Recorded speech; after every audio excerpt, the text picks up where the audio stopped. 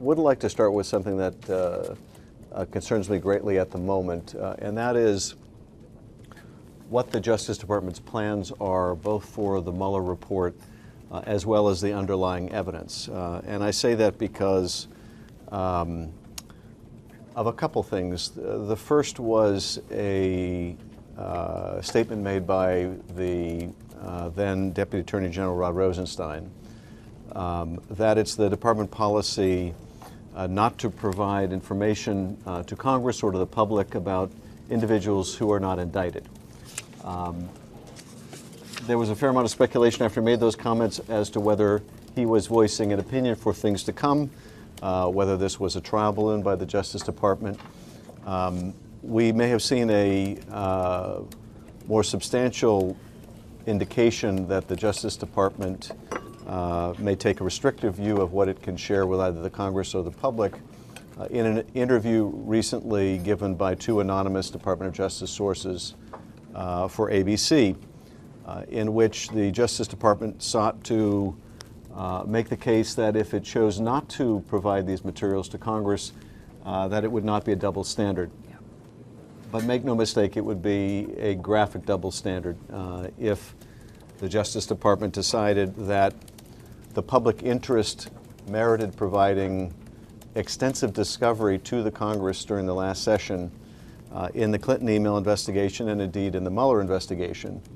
But the public interest did not warrant its doing so when it came to requests made from a Democratic Congress on the same topic, or more specifically on the Mueller investigation. And the Justice Department sought to distinguish these circumstances in two ways. One, by saying effectively that it's James Comey's fault. And second, that because the provision of materials even after the Mueller report is submitted, the underlying provision of the underlying evidence to Congress could interfere with ongoing investigations carried on by other elements of the Justice Department. That was a further reason why it ought to adopt a different policy than the one it did for the last 2 years. Neither of these arguments, in my view, hold water.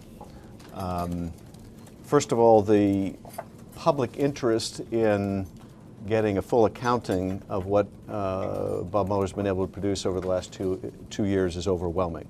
The public interest, the public need to know, is every bit as great, indeed, I would argue, far greater than it was in the email investigation, given that this is an investigation that goes to whether the president or people around him may be compromised by a foreign power.